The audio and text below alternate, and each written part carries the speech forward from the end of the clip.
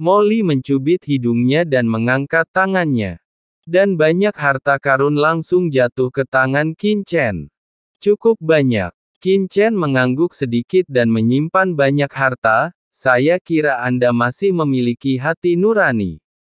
Wajah Molly muram seperti dasar pot.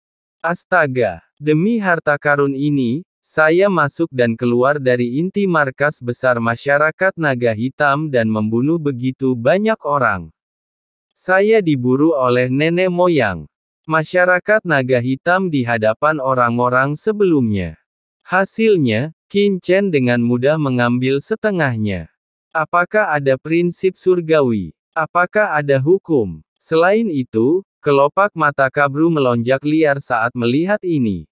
Ibuku, ini adalah dewa ganas yang bisa lepas dari tangan nenek moyang masyarakat naga hitam, tapi dia begitu mudah dimanipulasi oleh pendahulunya, dan dia langsung diperas seperti ini. Kabulu merasakan jantungnya berdebar kencang. Panggilan.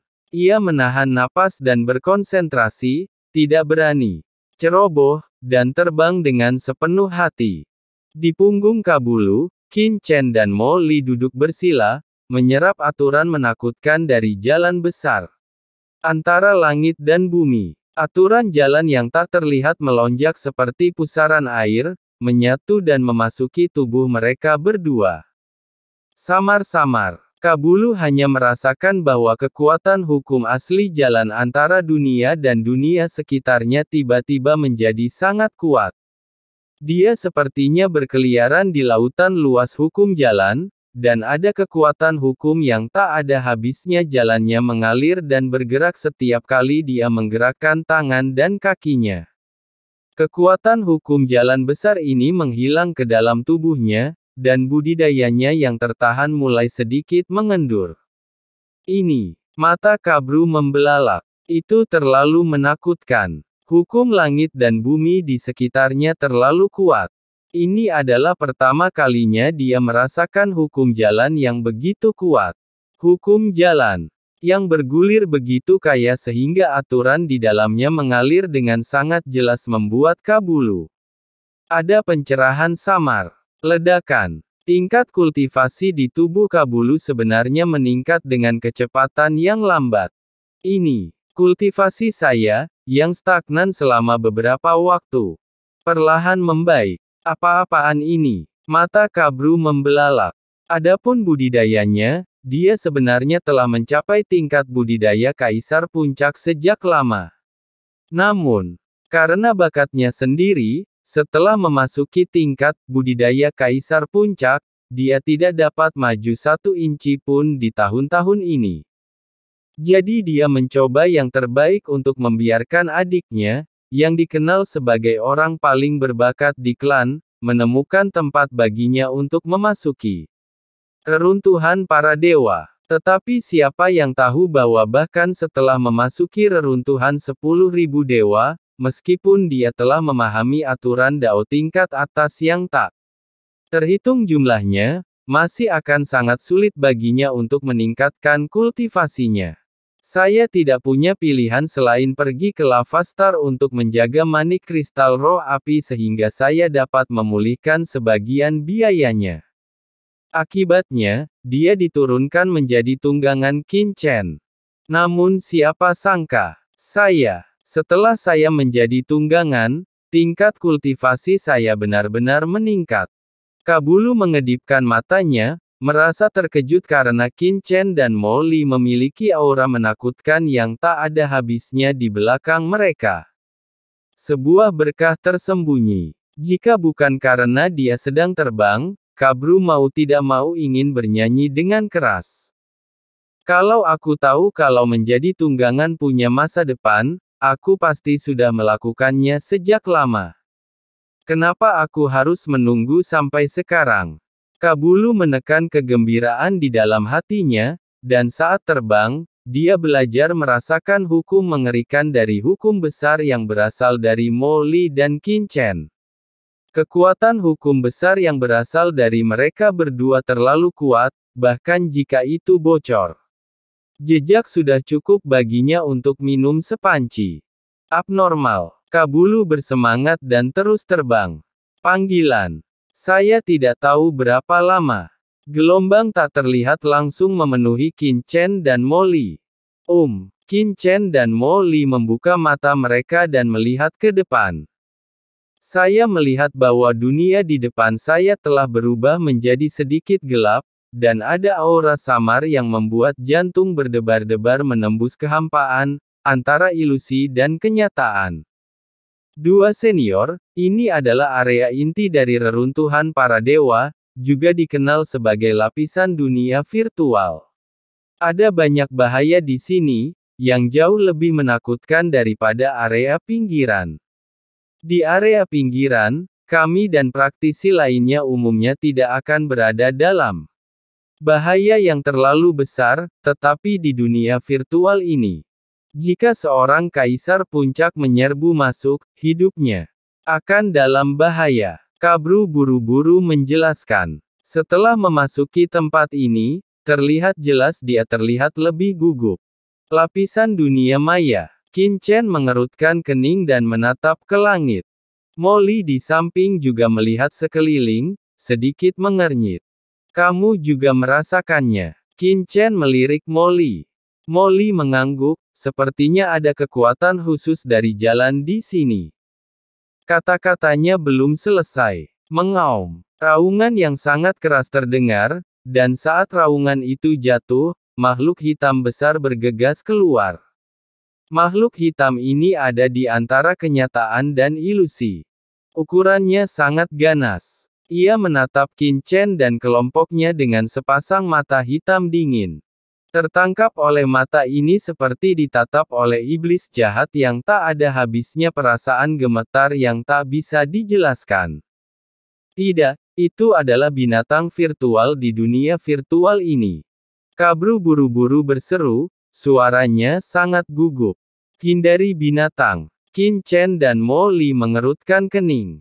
Senior, binatang virtual adalah jenis monster unik di lapisan virtual reruntuhan para dewa. Pertahanannya sangat luar biasa. Kebanyakan kaisar puncak tidak dapat menembus pertahanan mereka. Terlebih lagi, binatang virtual ini memiliki serangan spiritual unik yang dapat jiwa kaisar yang kuat adalah salah satu sumber bahaya di dunia maya ini. Kabru buru-buru menjelaskan.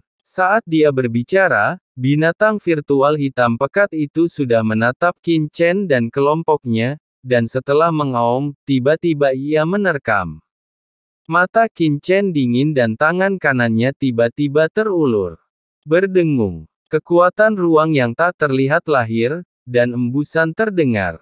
Sebuah lubang darah besar muncul di dada binatang virtual ini, tetapi tidak ada darah yang mengalir dari lubang darah tersebut. Tidak memiliki hati seorang kaisar. Qin Chen mengerutkan kening. Di telapak tangannya, sepotong daging binatang gelap muncul, memancarkan aura berdebar-debar. Setelah Qin Chen mengeluarkannya, itu langsung berubah menjadi abu dan menghilang. Tapi aura binatang virtual ini tidak melemah sama sekali, dan ia bergegas menuju Qin Chen. Eksentrik. Qin Chen mengambil langkah ke depan dan meninju. Dengan keras, tinju Qin Chen mengenai binatang virtual itu, seolah-olah menabrak bintang besar, dan langsung membuat raungan yang memekakkan telinga. Binatang virtual itu terlempar di tempat dan menghantam tanah dengan keras, menciptakan lubang besar di tanah. Namun, binatang virtual itu menggelengkan pikirannya dan dengan cepat berdiri kembali. Tubuh yang keras. Qin Chen tampak terkejut. Pukulan yang baru saja dia pukul sudah cukup untuk melukai kaisar puncak, tapi binatang virtual ini sepertinya baik-baik saja. Pada saat ini, binatang virtual itu tampak marah dengan tindakan Qin Chen, mengangkat lengannya yang besar dan menamparkan Qin Chen. Tekanan mengerikan tiba-tiba muncul di kehampaan gelap. Qin Chen sedikit terkejut. Tekanan ini sepenuhnya disebabkan oleh binatang virtual yang mengandalkan tubuhnya yang kuat. Tidak bagus. Kabulu terkejut. Tepat di bawah tekanan ini, dia mengalami kesulitan bernapas. Dia buru-buru menggerakkan tubuhnya untuk pergi, tetapi dia menemukan bahwa kekosongan di mana tubuhnya sebenarnya terkurung oleh kekuatan binatang hampa. Ini, ledakan, ledakan, lengan menakutkan itu menghantam dengan kekuatan yang luar biasa. Kabulu jelas merupakan anggota klan monster bintang, tetapi pada saat ini dia merasa seperti gundukan kecil di depan puncak gunung, dan tubuhnya gemetar tanpa sadar. Pantas saja para senior dan kakak perempuan di klan menyuruhku untuk tidak terburu-buru masuk ke lapisan virtual reruntuhan para dewa. Kabulu merasa ngeri. Melihat tangan besar dari binatang virtual itu hendak mengenai tubuhnya, terdengar bunyi letupan, dan tangan besar dari binatang virtual itu berhenti tiba-tiba beberapa puluh kaki darinya. Tidak, itu tidak berhenti. Kabulu terkejut melihat alasan mengapa tangan besar binatang virtual itu tidak bisa jatuh adalah karena Qin Chen menggunakan satu jari untuk memblokir tamparan binatang virtual itu, membuat tangan besarnya tidak bisa jatuh ke dalam kehampaan. Kekuatan binatang virtual ini tiba-tiba menjadi begitu kuat sehingga bisa membuat salah satu jariku merasakan tekanan sekecil apapun. Qin Chen menatap kaget pada binatang virtual di depannya. Binatang virtual ini tampak biasa saja, tetapi kekuatannya sama sekali tidak biasa. Mengaum. Binatang imajiner itu meraung, ditahan oleh Qin Chen. Hatinya dipenuhi dengan kemarahan yang tak ada habisnya, dan tangan besar lainnya juga menyerang Qin Chen. Qin Chen menamparkan tangannya, dan dengan letupan, binatang virtual itu terbang di tempat dan menghantam tanah dengan keras. Kali ini, binatang virtual itu berdiri dengan terhuyung-huyung, dengan darah hitam mengalir dari tubuhnya. Dan aura dingin dan aneh keluar dari darah binatang virtual itu.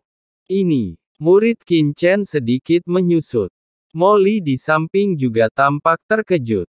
Nafas jurang maut. Dalam darah ini, baik Qin Chen dan Molly merasakan nafas jurang yang sangat lemah.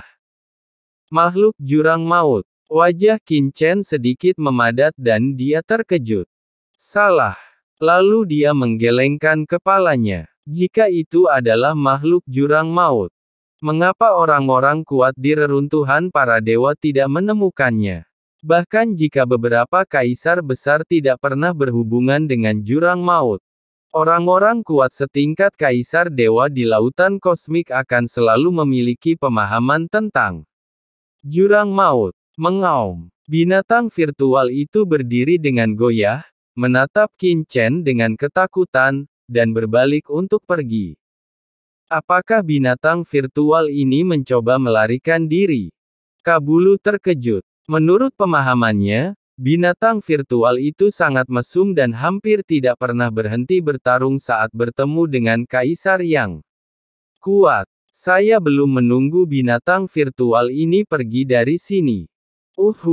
Sosok gelap terbang melintasi langit dan mendarat di atas binatang kosong itu dalam sekejap.